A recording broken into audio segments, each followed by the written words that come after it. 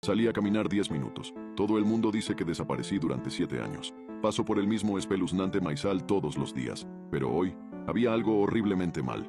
Oí una risa. Para ser más específico, era la risa de una niña. Me detuve y miré hacia el maizal. Un par de ojos verde bosque me devolvieron la mirada. La niña no parecía tener más de 7 años. Llevaba el pelo rojo recogido en trenzas gemelas y supuse que era una de las nietas de Arturo. Sonrió ampliamente. ¡Atrápame! Se escabulló hacia el maíz y pude oír sus risitas desvanecerse lentamente. Normalmente me habría parecido ridículo entrar en el campo, ya que tendría que cruzar la zanja y no quería mancharme los pantalones de tierra. Pero sentí un poco de preocupación. Una niña pequeña corriendo sola por el campo. Así que con un salto que sabía que mis rodillas sentirían por la mañana, salté al maizal.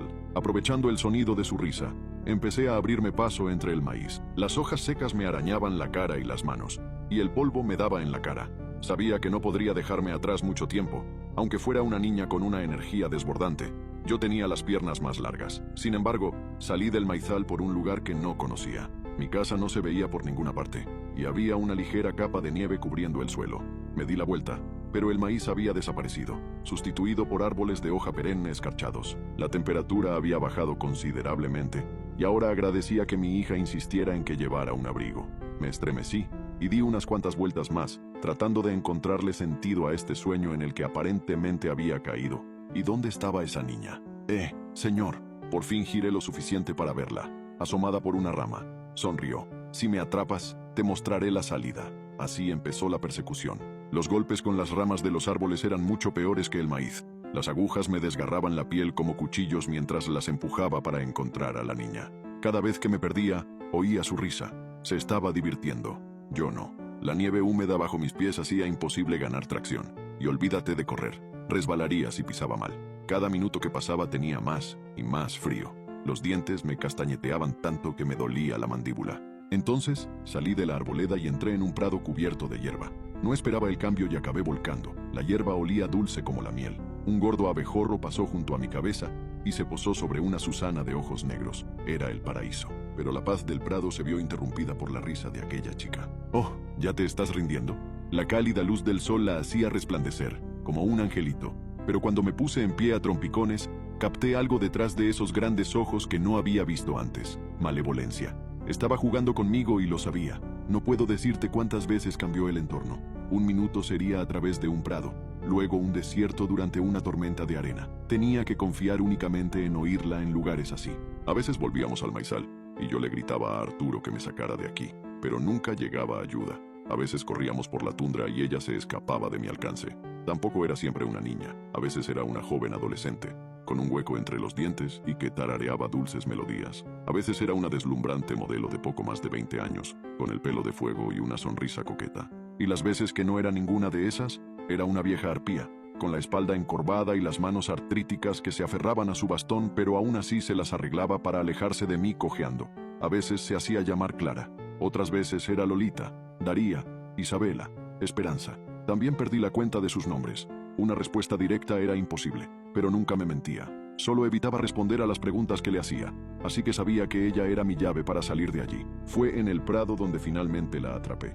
Era una niña pequeña de nuevo, y su burla fue más cruel esta vez. Se paraba, cogía flores y corría antes de que pudiera agarrarla. Arrojaba las flores y cantaba ridículas canciones sin sentido, y supe que nunca podría ganar así. Así que me tiré al suelo. La niña se detuvo. «Oh, ¿de verdad te rindes ahora? Estás tan cerca». Nada. Permanecí inmóvil mientras jadeaba. La oí acercarse más y más. «Señor, ¿se encuentra bien? ¿Necesita un descanso? Lleva mucho tiempo». Cuando vi su sombra, me abalancé sobre ella. Casi se escapa, pero mi mano se enredó en su trenza y tiré de ella hacia atrás con tanta fuerza que podría haberle roto el cuello. La abracé y exclamé: «Te tengo». Nunca me había sentido tan exitoso en toda mi vida. Por fin la había atrapado. Se dio la vuelta y sonrió tristemente. «¿Podemos volver a jugar? Nos estábamos divirtiendo». «No tienes que volver. Podemos quedarnos aquí». De ninguna manera. Había terminado con esto. «No. ¿Me dejas salir de aquí ahora mismo o te estrangulo con tus propias trenzas?» Un poco dramático tal vez, pero agarré con más fuerza su pelo para dejar claro mi punto de vista. Suspiró antes de besarme la mejilla, en el mismo lugar que lo hizo mi esposa antes de salir a pasear. De acuerdo. Cuando desperté, estaba en medio del maizal arado. Era primavera. El suelo estaba convertido en barro y el agua helada. Me despegué del suelo y empecé a volver a casa dando tumbos. Fue entonces cuando me di cuenta de lo cansado que estaba. Tenía la boca reseca como los desiertos por los que había corrido.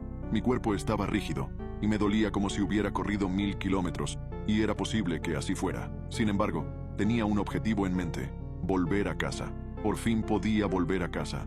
A pesar de tropezar con el barro una docena de veces, divisé mi casa e inmediatamente me eché a llorar. Sin apenas poder moverme, me limité a señalar el patio trasero. Mi mujer ya debería estar en casa. Me vería y vendría a ayudarme. 2 adolescentes estaban en el porche trasero. Uno fumaba mientras el otro jugaba con su teléfono.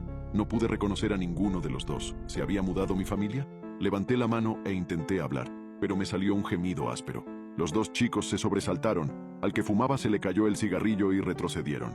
El más bajo levantó una mano. «Señor, va a tener que…», se interrumpió y sus ojos se abrieron de par en par. Los ojos que eran exactamente iguales a los de mi esposa. «¿Papá?». Me desmayé en el suelo, a pocos pasos de la puerta trasera. Desperté en el hospital. Me habían limpiado. Tenía una vía intravenosa en el brazo y una mujer estaba sentada junto a mi cama, dormida profundamente, con un tatuaje de un pájaro en el cuello, un gorrión, para ser exactos. Mi mujer siempre adoró los gorriones. Hacía poco más de 7 años que me había ido. Cuando no volví de mi paseo, mi mujer denunció mi desaparición. Al principio, las fuerzas del orden supusieron que me había fugado con otra mujer, pero cuando esa línea de investigación se agotó, supusieron que había sido víctima de un crimen. Se formaron grupos de búsqueda, se interrogó a la gente, no encarcelaron a nadie, nunca me encontraron, y la vida continuó. Arturo aparentemente murió 1 año después de mi desaparición. Accidente cerebrovascular. La granja pasó a manos de sus hijos, que acabaron vendiendo toda la propiedad a otra familia. Una familia que permaneció ignorante al hecho de que ahí se me había visto por última vez. Los chicos en el porche trasero eran de hecho mis chicos. Simplemente no había estado cerca cuando Josefina anunció que ahora era José, a la edad de 13 años. Ojalá hubiera podido estar allí para ayudarle a convertirse en un hombre. Sin embargo, parece que tuve un buen sustituto.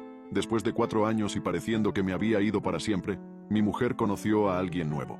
Se llama Claudio. Se habían casado 6 meses después de conocerse. Claudio era un verdadero amante de la naturaleza, cazador, pescador, y le encantaba ir de camping. Mientras yo perseguía a una niña por su patio de recreo, él se llevaba a José y a Juan de excursión todos los fines de semana, y ahorraba dinero para ayudar a José a costearse sus operaciones y cosas por el estilo.